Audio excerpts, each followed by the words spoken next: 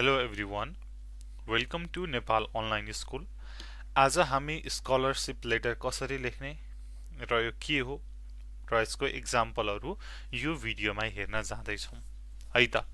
अब फर्स्टमा scholarship letter किन लेखिन्छ भन्ने कुरा नै हेरौँ न हैन। जब तपाईलाई कुनै फाइनान्शियल एड चाहिन्छ, तपाई कुनै इन्स्टिट्युसनमा पढ्दै हुनुहुन्छ र त्यहाँ एप्लाई गर्दाखेरि तपाई चाहिँ यदि तपाई वर्दी हुनुहुन्छ, तपाई चाहिँ त्यो फाइनान्शियल एडको लागि वर्दी हुनुहुन्छ भनेदेखि तपाईले स्कलरशिप लेटर लेखेर चाहिँ तपाईले मलाई चाहिँ स्कलरशिप चाहियो, छात्रवृत्ति चाहियो भनेर लेख्नुहुन्छ है। त्यो हो स्कलरशिप लेटर भनेको। भन्नुको मतलब यो के हो त, एउटा फर्मल लेटर हो जुन चाहिँ तपाईले इन्स्टिट्युसनलाई लेख्नुहुन्छ, स्कलरशिप डिपार्टमेन्ट अथवा के त एकाउन्टेन्ट को हेर्ने डिपार्टमेन्टलाई लेख्नुहुन्छ है त। ओके, सो फर्स्टमा स्कलरशिप लेटर लेख्दाखेरि के कुरा ध्यान दिनुपर्छ त भन्ने कुरा हेरौँ। First one is you have to know why you are good match for the scholarship हैन। त्यो स्कलरशिपको लागि तपाईलाई नै त किन दिने त भन्ने कुरा तपाईले चाहिँ थाहा पाउनुपर्छ। तपाई चाहिँ वर्दी स्टुडेन्ट हुनुहुन्छ, मैले अघि नै भने तपाई पढाइमा राम्रो हुनुहुन्छ, एकाडेमिक फिल्डमा हैन, अरु कुरामा पनि तपाईले धेरै अचिभमेन्ट गर्नुभएको छ भनेदेखि तपाई चाहिँ स्कलरशिपको लागि गुड म्याच हुनुहुन्छ होला हैन। नत्र अब के त एक्जाममा पनि राम्रो गर्नुहुन्न, सो तपाईको चाहिँ एक्स्ट्रा करिकुलर एक्टिभिटी पनि खासै केही छैन भनेदेखि तपाईले चाहिँ स्कलरशिप लेटर लेखेर मात्रै तपाईलाई स्कलरशिप त आउने हैन। सो तपाईले थाहा पाउनुपर्छ वाइ यु आर वर्दी भनेर। त्यसपछि सेकेन्डमा फर्मल टोन अभियसली युज गर्नै पर्यो। हामीले फर्मल टोन भनेर बिजनेस लेटरमा पनि कुरा गरेका छौं। सो त्यसपछि क्लियर स्ट्रक्चर हुनु पर्यो। तपाईले फर्स्टमा आफ्नो के त इन्ट्रोडक्सन दिने, त्यसपछि म चाहिँ यो स्कलरशिपको लागि एप्लाई गर्दैछु भन्ने, त्यसपछि किन चाहिँ मलाई यो स्कलरशिप चाहियो त र मैले के गरे त अहिलेसम्म र मेरो फ्युचर प्लान के छ भन्ने, यस्तो कुरा गर्ने।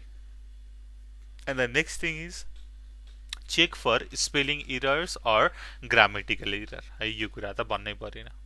र अर्को भनेको एजुकेसन एन्ड अचिभमेन्ट, अघि पनि भने, र फ्युचर प्लान के छ भन्ने कुरा चाहिँ तपाईले फर्स्टमै आफूले लिस्ट आउट गर्नु पर्यो, ब्रेनस्टर्म गर्नु पर्यो। ओके, यो कुरा चाहिँ म स्कलरशिप लेटरमा हाल्छु है, यसले चाहिँ मेरो स्कलरशिप लेटरलाई अझै स्ट्रङ बनाउँछ भन्ने कुरा जान्नुपर्छ है त। ओके, र यहाँनेरि एउटा सानो टिप्स के छ भन्दाखेरि स्टार्ट विथ अ हुक भनेर भनेको छु है। मैले एसे राइटिङको इन्ट्रोडक्सनमा पनि यही कुरा गरेको थिएँ है त। सो फर्स्ट लाइन हैन, जुन चाहिँ हुक भनेर भनेको छु त्यो नै तपाईले एकदमै क्याची लेख्नु भयो, ग्र्याबिङ लेख्नु भयो भनेदेखि अरु लेटर पनि पढौं लाग्छ नि त। हो, त्यही भएर स्टार्ट विथ द हुक भनेको। त्यसपछि बी पर्सनल भनेर भनेको छु।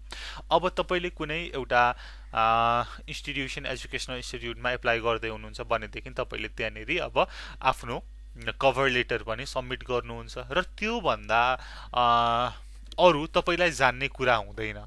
सो तपाईले चाहिँ हैन आफ्नो के त पर्सनल कुराहरु जसले चाहिँ तपाईलाई अझै बढी चिनाउँछ त्यस्तो कुरा गर्नुभयो भनेदेखि चाहिँ ओके, स्कलरशिप दिने मान्छेहरुले पनि तपाईलाई चाहिँ बुझ्न सक्छ के। सो द्याट्स वाइ मैले चाहिँ बी पर्सनल भनेर एउटा टिप्स दिए है त। सो अब अर्कोमा मैले first, second, third, fourth paragraph भनेर भने। सो यही नै फर्स्ट प्याराग्राफमा यही नै लेख्नुपर्छ, सेकेन्ड प्याराग्राफमा यही नै लेख्नुपर्छ भन्ने कुरा हैन। तर यो लेख्नु भयो भने चाहिँ एउटा चाहिँ मैले त पाथवे है, मैले चाहिँ एउटा पाथ मात्रै तपाईलाई देखाएको हो है, त्यसरी लेख्न सक्नुहुन्छ भनेर। सो फर्स्ट प्याराग्राफमा identify what you are applying for, तपाईको के त इन्ट्रोडक्सन दिने र तपाई चाहिँ कुन चाहिँ स्कलरशिपलाई एप्लाई गर्दै हुनुहुन्छ भन्ने कुरा गर्ने। र सेकेन्डमा एक्सप्लेन योर गोल्स भनेर भनेको छु सेकेन्ड प्याराग्राफमा। अब सेकेन्ड प्याराग्राफमा म चाहिँ यो डिग्रीको लागि एप्लाई गर्दैछु, तपाईको कलेजमा मलाई यसमा इन्ट्रेस्ट छ, मैले अहिलेसम्म यति गरे भन्ने कुरा गर्ने। सो थर्ड प्याराग्राफमा टक अबाउट योरसेल्फ भनेर भनेको छु। यो चाहिँ मैले माथि भनेको बी पर्सनलसँग कनेक्ट हुन्छ। यो चाहिँ अब तपाईले स्कुल लाइफमा के गर्नुभयो, एक्स्ट्रा करिकुलर एक्टिभिटी के गर्नुभयो, आफ्नो कम्युनिटीमा तपाईले के कन्ट्रिब्युसन दिनुभयो, के रेस्पोन्सिबिलिटी ह्यान्डल गर्नुभयो है, यसको बारेमा चाहिँ थर्ड प्याराग्राफमा लेख्न सक्नुहुन्छ। र फाइनली फोर्थ प्याराग्राफमा तपाई चाहिँ फाइनली यो स्कलरशिपको लागि किन र कसरी वर्दी हुनुहुन्छ त र तपाईलाई दियो भनेदेखि हैन यो स्कलरशिपको फुल्ली युटिलाइजेसन किन हुन्छ त भन्ने कुरा फोर्थ प्याराग्राफमा लेख्न सक्नुहुनेछ। सो फोर्थ प्याराग्राफमा मैले तपाईँको रिक्वायरमेन्टहरू सबै पुरा गरेँ र म वर्दी स्टुडेन्ट पनि छु, म मेहनती स्टुडेन्ट पनि छु। यो स्कलरसिप मैले पाएँ भनेदेखि यसको फुल्ली युटिलाइजेसन म गर्नेछु भनेर एकदमै कन्भिन्सिङ रूपमा लेख्न सक्नुहुनेछ है त। यो भयो हाम्रो स्कलरसिप लेटरको कुराहरू। अब एउटा स्याम्पल हेरौँ कसरी स्कलरसिप लेटर लेख्न सकिन्छ त भनेर। सो फर्स्टमा तपाईँले के लेख्नुहुन्छ त, नेम अफ एप्लिकेन्ट र एड्रेस अफ एप्लिकेन्ट है त, टप लेफ्टमा। सो यहाँनिर name of applicant,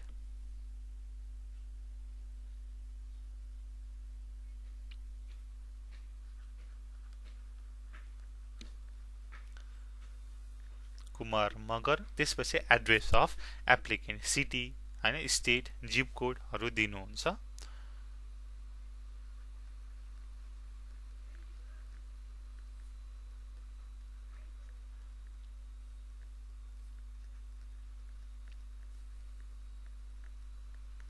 Kathmandu Nepal भनेर लेखेँ। त्यसपछि तपाईँले के लेख्नुहुन्छ त, डेट लेख्नुहुन्छ 21 जुन 2007। त्यसपछि अब name of head of scholarship committee लेख्नुहुन्छ, स्कलरसिप कमिटीको हेडको नाम।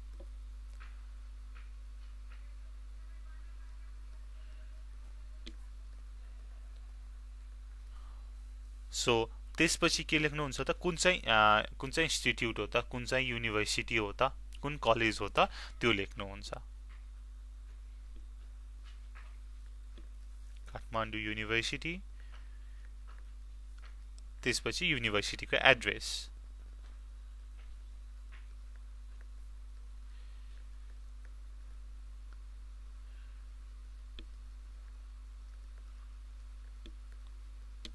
ओके, यति लेखेपछि तपाईँले अब टाइटल पनि लेख्न सक्नुहुन्छ है त।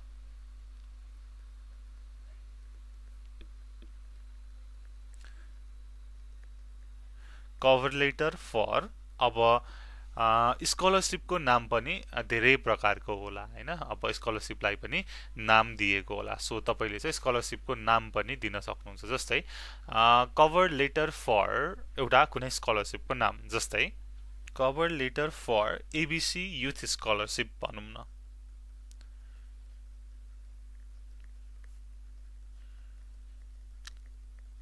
स्कलरसिप एप्लिकेसन भनेर लेखेँ मैले। त्यसपछि तपाईँले सैल्युटेसन दिनुहुन्छ डियर भनेर, डियर। अब name of head of scholarship committee, जुन चाहिँ हाम्रो माथि मैले के लेखेको थिएँ, शान्ता राव भनेर लेखेको थिएँ, डियर मिस्टर राव भनेर लेख्छु मैले। अब मैले लेख्न सुरु गर्छु है त। फर्स्टमा मैले के भनेको थिएँ त भन्दाखेरि, अब तपाईँले कुन चाहिँ स्कलरसिपको लागि एप्लाई गर्दै हुनुहुन्छ र तपाईँले के कुरा गर्नुभयो र यो स्कलरसिप किन तपाईँलाई चाहिन्छ भन्ने कुरा लेख्नु पर्यो। ओके, म सरर लेख्छु, त्यसपछि एकचोटि हामी पढौँ है त।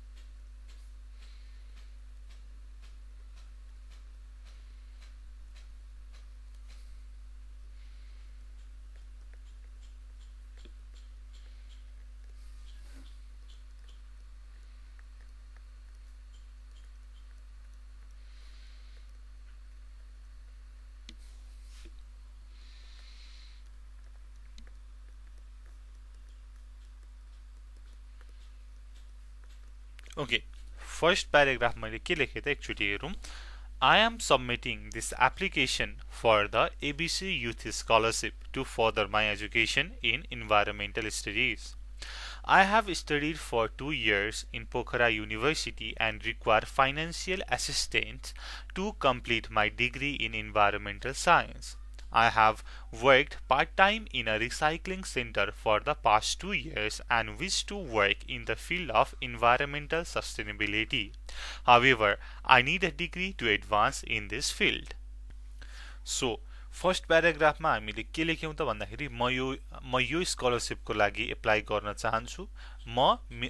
के त इन्भाइरोमेन्टल स्टडिजमा मेरो एजुकेसनलाई अगाडि लैजान चाहन्छु। मैले पोखरा युनिभर्सिटीबाट 2 वर्ष पढेँ र मलाई फाइनेन्सियल एसिस्टेन्ट चाहियो अब मेरो डिग्री कम्प्लिट गर्नको लागि, र म 2 वर्षदेखि होइन रिसाइक्लिङ सेन्टरमा काम गर्दैछु र मलाई यही फिल्डमा धेरै कामहरू गर्नु छ। त्यस कारणले मलाई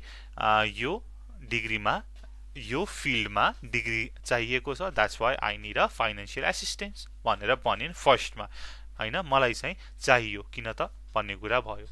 अब हामी कुरा गर्छौँ अहिलेसम्म यो फिल्डमा मैले के काम गरेँ त, त्यतिकै त मलाई किन दिने त यो स्कलरसिप, म यो स्कलरसिपको लागि वर्दी छु त भन्ने कुरा अब म गर्छु है त।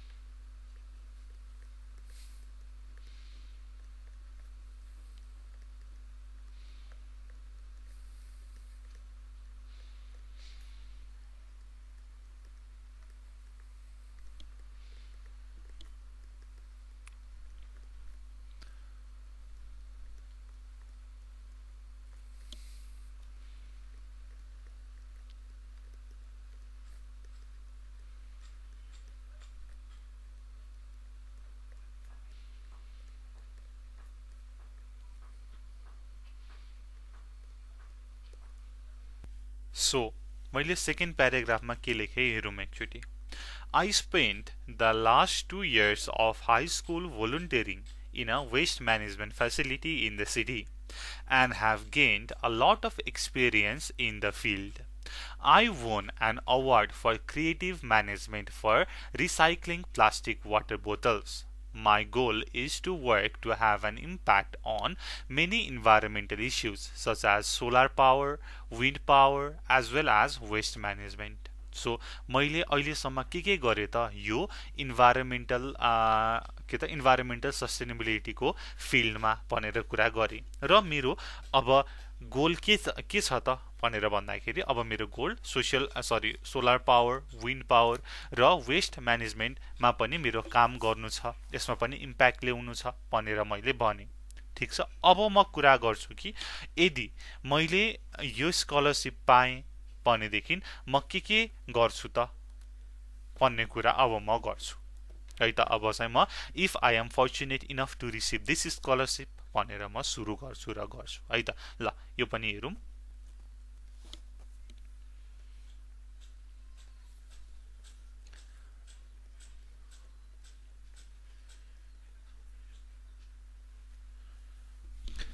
ओके, अब मैले third प्याराग्राफमा लेखेँ, If I am fortunate enough to receive the scholarship, I will finish my degree to qualify a job in a company that promotes sustainability in their business ethic. My father died 5 years ago, and I was able to pay my first 2 years at university with the insurance money. But my mother is no longer able to support my university tuition भनेर मैले लेखेँ है त। So मैले थोरै एउटा emotional touch पनि दिएँ है। सो यो पनि तपाईँले एड गर्न सक्नुहुन्छ है, यदि कन्डिसन एप्लाई छ भनेदेखि। मैले ओके, यदि मैले यो स्कलरसिप पाएँ भनेदेखि म चाहिँ अब मेरो डिग्री फिनिस गरेर होइन जब गर्थेँ र मलाई यो समस्या छ भनेर पनि मैले थोरै इमोसनल टच पनि दिएँ। सो लास्टमा अब तपाईँले thank you for considering my application भनेर लेख्न सक्नुहुन्छ।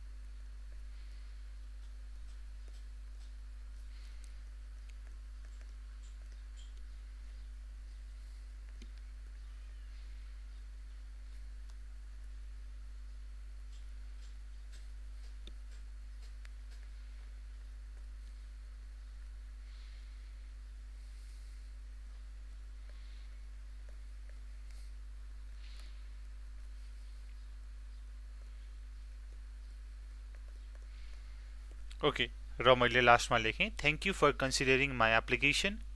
I have enclosed a recommendation letter from my university teacher along with the application form and my transcripts.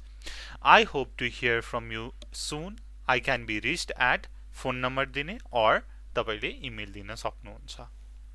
र लास्टमा sincerely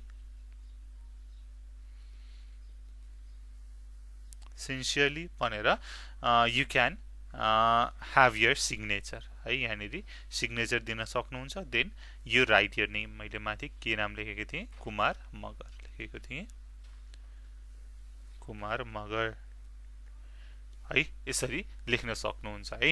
यो चाहिँ हाम्रो स्कलरसिप लेटर भयो। ओके, हामीले यसरी लेख्न सक्छौं। अब यसमा तपाईले आफैले डिफ्रेन्ट कुराहरू पनि एड गर्न सक्नुहुन्छ है त। अब सो मैले भने यो कुराहरू है, यहाँनिर अब तपाईले यो पोइन्टहरुलाई पनि याद गर्नु होला। के कुरा चाहिँ तपाईले याद राख्नुपर्छ स्कलरसिप लेख्दाखेरि बिर्सिनै नहुने कुराहरू। किन तपाईलाई स्कलरसिप चाहियो, तपाईको अचिभमेन्ट के छ, तपाईले अहिलेसम्म के गर्नुभयो, र स्कलरसिप पायो भने तपाईले के गर्नुहुन्छ, किन तपाई वर्दी हुनुहुन्छ भन्ने कुरा चाहिँ यो मस्ट मेन्सन है। सो यो कुरा भयो स्कलरसिप लेटरको लागि। अब यो भिडियो कस्तो लाग्यो, आशा छ तपाईले बुझ्नुभयो होला। यदि केही समस्या छ भनेदेखि यु क्यान कमेन्ट डाउन, नबुझ्नु भएको छ भने you can call us at 9849595895 मा। त्यति भन्दै यो भिडियो यही टुङ्ग्याउन चाहन्छु। Thank you so much for watching. Until next time, goodbye, keep learning. Jai Chandra Surya. Peace.